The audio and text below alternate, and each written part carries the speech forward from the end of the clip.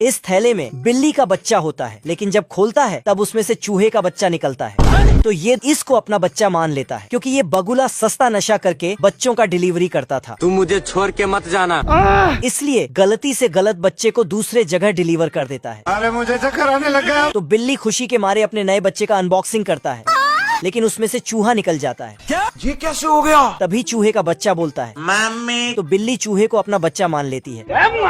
लेकिन साला बिल्ला चूहे को खाने चाहता था। इसकी बीवी इसको समझा ही रहा था कि तभी ये साला जुगाड़ लेके आ जाता है। अब तू क्या देख।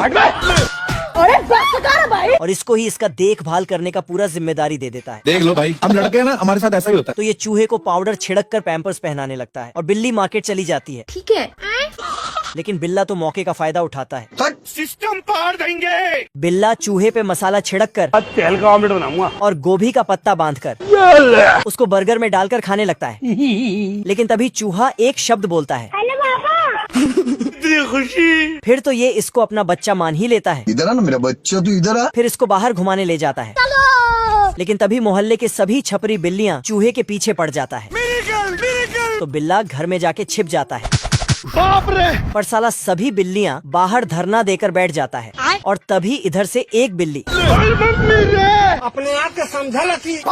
तभी दरवाजे से एक बिल्ली साफ सफाई करने के बहाने से अंदर घुसता है और साफ करते करते चूहे को भी साफ कर देता है। फिर आराम से वापस जाने लगता है। Thank you. लेकिन बिल्ला इसके पीछे दौड़ता है और चूहे को वापस ले आता है। तू टेंशन मत ले। तभी दरवाजे पे एक नाचने वाला बिल्ली नाचते हुए आता है। चूहे को नीचे टपकाने के लिए इसके चारों तरफ काटने लगता है। लेकिन बिल्ला चूहे को वहाँ से उठाकर अब देख तू। उसके जगह पे पटाखा रख देता है। तो नीचे वाला बिल्ली तभी एक बिल्ली 25 दिसंबर का गिफ्ट देने अंदर घुसता है, लेकिन कैलेंडर में तो जुलाई था। अच्छा। तो बिल्ला एक गुब्बारे में पटाखा लटकाकर और उसमें आग सटाकर ऊपर छोड़ देता है। बिल्ला दरवाजे से झांक के देखता है कि छपरी बिल्लियां मिलके दरवाजे को तोड़ रहा है। तो इसने दरवाजा खोल दिया। तो साला ये बिल्लियां छत से नीचे टपक जाता है। तभी बगुले को होश आया और चूहे को वापस ले जाने लगा, वो भी मछली के कांटे में फंसाकर। आजा आजा आजा। लेकिन चूहा कांटा में फंसता उससे पहले बिल्ला उसको बचा लेता है और कांटे को खींचने लगा, लेकिन खुद ऊपर चला जाता है। तो नशेड़ी बगुला बिल्ले को चलो भाई। चूहे का बच्चा समझकर चूहे के पास ले जाता है। फिर बिल्ला क्या बोलूं मैं इस पे? क्या बोलूं क्या मैं इस पे? ये मुर्गी इस काली बतख को। तो बतख रोते हुए जाके अपने माँ को ये सब दिखाती है। आज मैं मर गया। फिर बतख की माँ गुस्से में जाती है साले को छोड़ूंगा नहीं। और मुर्गी के बच्चे को। फिर बतख और मुर्गी के बीच झगड़ा शुरू हो जाती है। अरे बाप हो बाप।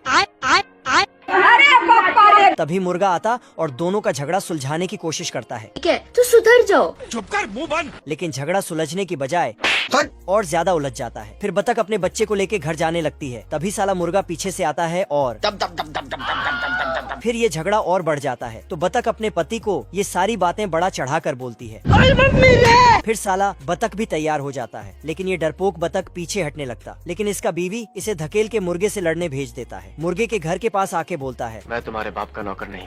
बिल्कुल चुप। फिर बतख बाहर निकाल। बतख शांति से इस मसले को सुलझाता है। ऐसा मत करो मेरी जान। लेकिन मुर्गा तो काले कुत्ते। ये मुर्गा और बतख झगड़ा करने लगता है। अब तू गया बेटा। उठा के पटकूंगा। तभी मुर्गा बतख को रोकता है और उसके चश्मे को हटाता है। तो बतख को गुस्सा आता है। फिर बतकाइन तालियां बजाती है। Thank you. तभी साला मुर्गा आता है और फिर बतख और इसी के साथ मुर्गा और बतख समाज के बीच भारी झगड़ा हो जाता है। बतकाइन अंडे फेंक फेंक के मुर्गियों को मारती है। तो मुर्गी अपने बच्चे को घर के अंदर छिपा देती है। फिर सभी बतख समाज अंडे फेंकने लगता है। तो सभी मुर्गी समाज भी अंडे फेंकना चालू कर देती है। काली बतख डर जाती है तो उसे अंदर बर्तन में ढक देती है। फिर मुर्गी युद्ध के लिए निकलती है, लेकिन बहुत सारा अंडा बर्तन पे लगने से बर्तन ही भाग जाता है। बतख आके देखती है कि बच्चा तो गायब हो गया। फिर बतख चिल्लाते हुए बाहर जाता है और झगड़ा रोक के अपने बच्चे के बारे में बोलती है। फिर मुर्गा और बतख समाज मिल के बच्चे को ढूंढता है।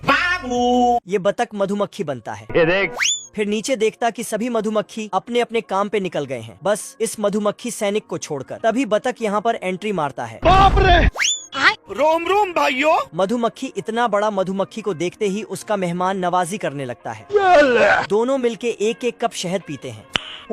मजा आया। साला बतख और मांगता है तो मधुमक्खी लाने चला जाता है। तभी साला बतख 2 बाल्टी लाता है और पाइप लगा के बहुत सारा शहद निकालने लगता है। तभी मधुमक्खी 1-2 कप शहद लाता है। फिर बतख दूसरा बाल्टी भरने लगता है और फिर बाल्टी उठा के हाथ मिलाता है। Thank you.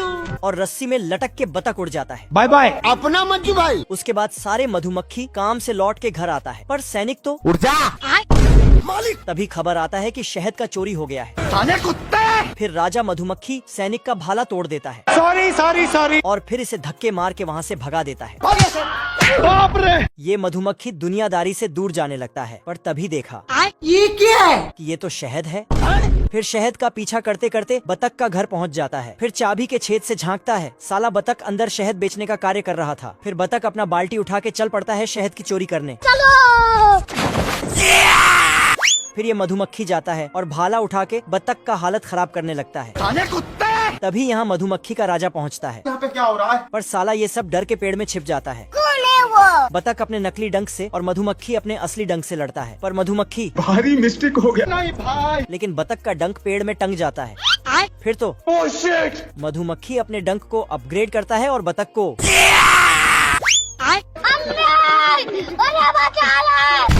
फिर सभी मधुमक्खियाँ मिलके उस मधुमक्खी को शाबाशी देता है। खाने को दे